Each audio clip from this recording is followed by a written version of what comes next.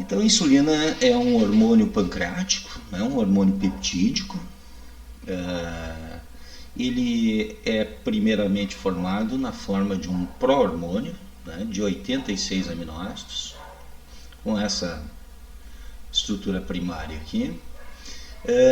E esse pró-hormônio, então, antes de ser secretado, ele é processado dentro das vesículas secretórias e algumas peptidases, então, irão clivar esse pró-hormônio de 86 aminoácidos em algumas posições específicas, dando origem a 3 segmentos, né? 2 segmentos das extremidades, né? E um segmento interno, que a gente chama de peptídeo C. Os segmentos das extremidades, eles vão estar ligados através de resíduos no aminoácido cisteína, através de pontes de sulfeto, 2 pontes de sulfeto. Essas 2 cadeias ligadas aqui vão dar origem, então, ou se caracteriza a estrutura da insulina, né, com a sua cadeia alfa e a cadeia beta, tendo um total de 51 aminoácidos, como vocês podem ver aqui, né, ligados por pontes de sulfeto. Essa é a insulina liberada, secretada a partir do processamento do pró-hormônio de insulina. A porção intermediária, que a gente chama de peptídeo C, ela também é secretada juntamente com insulina. Tá? Até um tempo atrás, né, se pensava que o peptídeo C não tinha ações fisiológicas importantes, mas vários estudos vêm mostrando algumas ações fisiológicas. Entretanto, o peptídeo C é usado de forma como um marcador da secreção de insulina, né, principalmente no monitoramento da terapia, né, de diabéticos que usam insulina.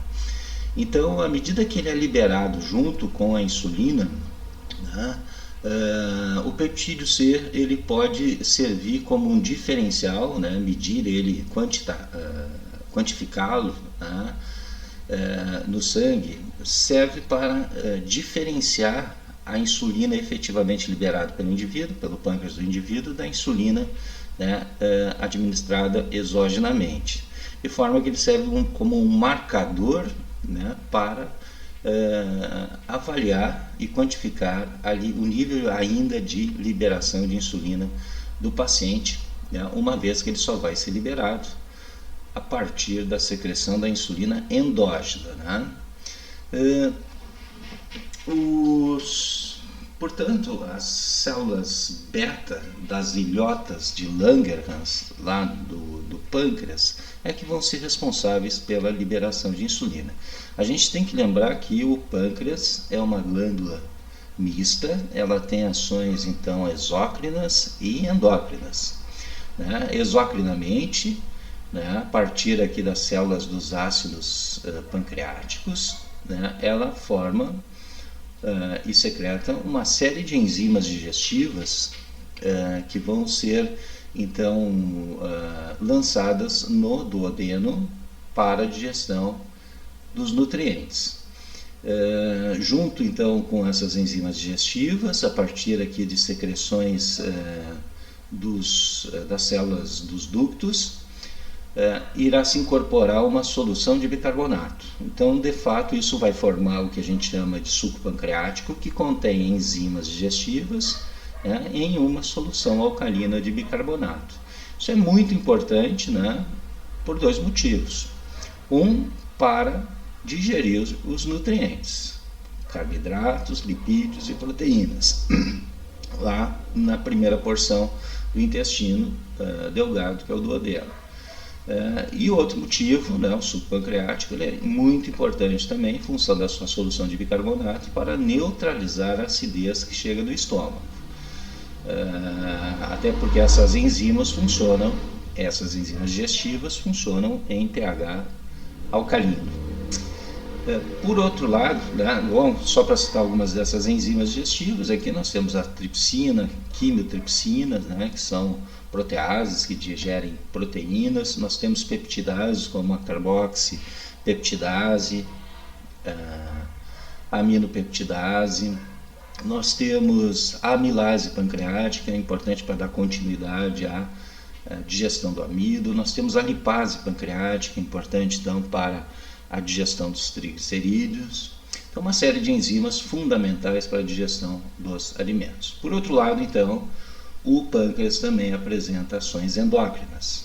E as células aqui das ilhotas pancreáticas, ou ilhotas de Langerhans, elas são, então, as responsáveis pela liberação de hormônios que vão ser lançados para dentro da circulação sanguínea, e entre esses hormônios está a insulina. Então, as ilhotas apresentam 3 tipos de secretores celulares: as células beta, que liberam insulina, as células alfa, que liberam um hormônio contrarregulatório, que faz ações opostas à insulina, liberada principalmente então durante o jejum, que é o glucagon, e as células delta, que liberam somatostatina, que apresenta várias ações, né? Entre elas modular negativamente a liberação de insulina e glucagon, mas também apresenta ações sobre o trato gastrointestinal, sobre o esvaziamento gástrico, inibe, né, o esvaziamento gástrico, inibe a formação de gastrina no estômago e, consequentemente, diminui a acidez gástrica à medida que o alimento chega ao intestino e causa, então, um aumento da sua liberação. As células beta, então, que é o que mais nos interessa, secretor então de insulina, e lembre que junto com a insulina libera o peptídeo C, que é um marcador da liberação dessa insulina, diferenciando então, quando você quantifica o peptídeo C, diferenciando a insulina liberada endogenamente daquela administrada exogenamente. A célula beta, então, é o principal estímulo de liberação de insulina, né, com mais intensidade, é sem dúvida o aumento da glicemia pós-prandial, ou seja, depois que você digere e absorve glicose, aumentando os níveis de glicemia no sangue. Isso vai promover então intensa secreção de insulina, e a insulina fará então uma retroalimentação negativa sobre os níveis de glicose, baixando os níveis de glicose, o que vai diminuir a liberação de insulina. Temos que chamar a atenção que alimentos que apresentam carboidratos de alto índice glicêmico, ou seja, carboidratos mais simples, que precisam de menor nível de digestão, né, menor etapas de digestão, como disacarídeos, como a sacarose, a lactose. Então, esses carboidratos de rápida absorção, eles vão ter um impacto maior sobre a liberação de insulina do que carboidratos de baixo índice glicêmico, ou seja, carboidratos mais complexos, que demandam maior etapas para a digestão e menor velocidade de absorção. Eles vão então ter um impacto mais suave sobre a liberação de insulina, e por isso que eles são preconizados alimentos de baixo índice glicêmico, com carboidratos de baixo índice glicêmico, e são mais preconizados a serem utilizados como alimentos do que os açúcares mais simples, que têm um impacto maior sobre a liberação de insulina, ou seja, sobre a ação pancreática, né? Mas também outros nutrientes também podem estimular a liberação de insulina, como aminoácidos, ácidos graxos, mas de forma um pouco mais retardada e menos intensa do que a glicemia, a glicose.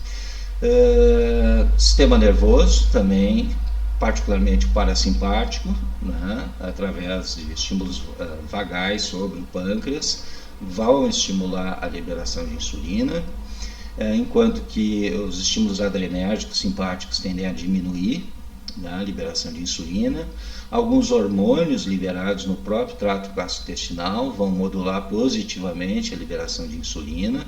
Aqui eu chamo a atenção para as incretinas, né, que são hormônios liberados no intestino a partir por estímulo alimentares, né, e essas incretinas, entre outras ações, vão aumentar a sensibilidade então das células beta a responder ao aumento da glicemia e liberar insulina.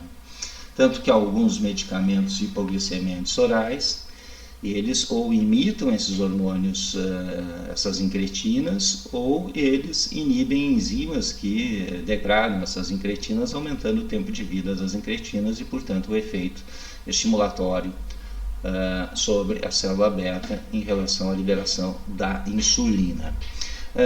Também nesse slide é interessante falar aqui das sulfonilureias, né, que são medicamentos hipoglicemiantes orais que também vão atuar diretamente nas células beta, aumentando sua capacidade de responder ao aumento da glicose e, portanto, à liberação de insulina. Aqui, sulfonilureias como a glibenclamida atuam assim, né, aumentando a sensibilidade aqui da célula beta, e também medicamentos mais recentes como as meglitinidas, que vão também sensibilizar as células beta a liberar insulina.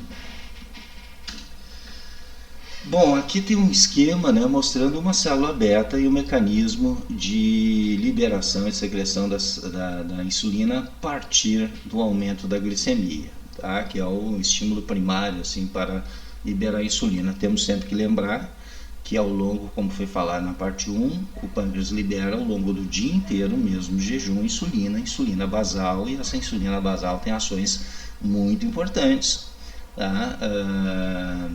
Para manter o nosso catabolismo de jejum sob controle, bem como manter a gliconeogênese, ou seja, a formação de glicose hepática também sob controle, tá?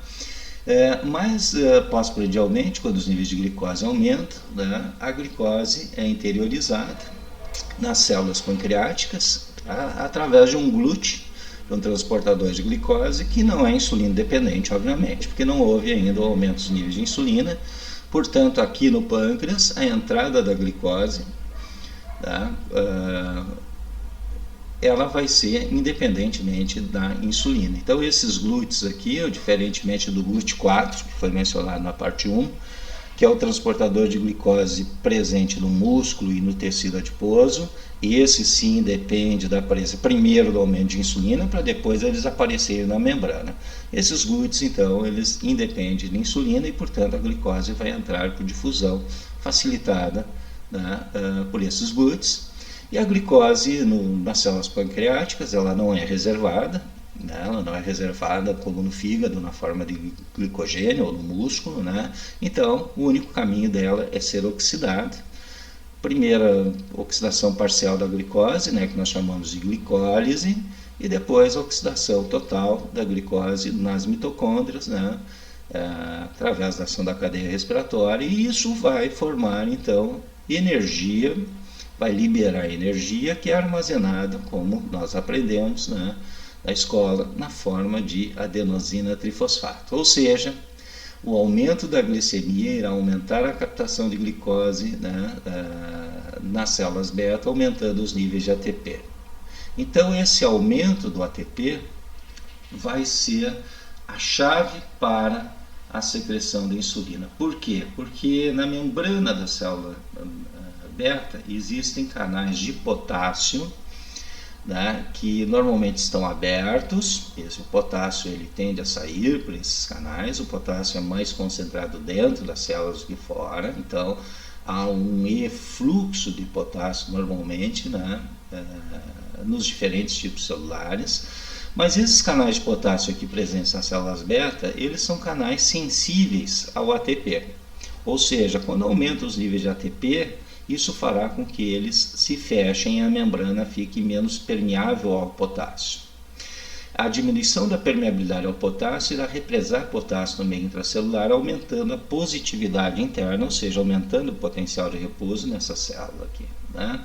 Essa despolarização, ou esse aumento do potencial de repouso, irá fazer com que outros tipos de canais, né, os canais de cálcio, do tipo voltagem dependentes, se abram. Então, esses canais de cálcio, normalmente, quando está mais negativo aqui, eles se mantêm fechados, e à medida que o potássio é represado dentro, em função do fechamento dos canais de potássio sensíveis ao ATP, né, esse potencial interno, potencial elétrico sobe, o que fará com que se abram canais voltagem dependentes de cálcio, e o cálcio passa, então, a invadir a célula beta. Sabemos também que o cálcio é um fundamental modulador da secreção de vesículas secretórias. Tá? Então, vários tipos celulares que fazem secreção, neurônios quando secretam neurotransmissores, hormônios quando secretam células endócrinas quando secretam hormônios, células exócrinas quando secretam suas secreções exócrinas. Então, elas dependem, então, para que a vesícula secretória se funda a membrana, dependem da presença de cálcio. O cálcio tem várias importâncias, vai desde a contração muscular até a despolarização do tecido nervoso, né, até a modulação da secreção de vesículas secretórias. Portanto, uma segunda chave aqui que vai explicar o aumento da liberação do hormônio é o aumento do cálcio intracelular. Isso se deu por abertura de canais de cálcio voltagem dependentes, em função do represamento de potássio, que é uma carga positiva, porque os canais de potássio se fecharam em função do ATP, pois eles são sensíveis ao ATP, e o ATP aumentou dentro da célula em função do aumento da entrada e da oxidação de glicose. Então, observe que esse mecanismo é muito interessante, porque algumas moléculas dele servem de alvo de medicamentos. E aqui, particularmente, eu vou falar do canal, vou mencionar, depois eu vou novamente em outras partes das nossas aulas, quando eu falar de hipoglicemiantes orais, eu vou detalhar um pouco mais, mas observem que se você tivesse um mecanismo fisiológico, né, um aumento da glicose, aumentou o ATP que fechou o canal, né, e desencadeou a secreção de insulina.